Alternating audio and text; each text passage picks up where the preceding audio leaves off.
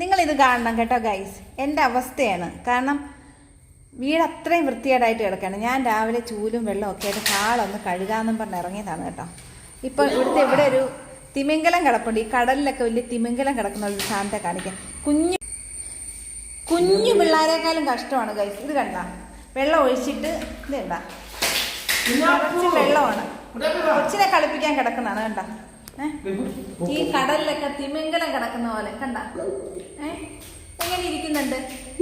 എന്റെ ജോലി തീരത്തില്ല.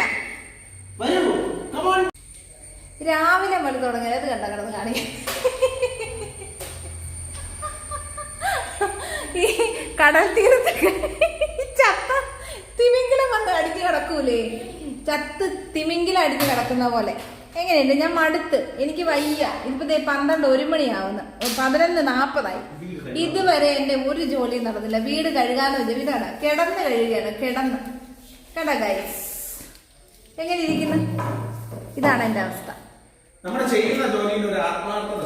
ആത്മാർത്ഥ, ഭയങ്കര ആത്മാർത്ഥത. അതെ അതെ,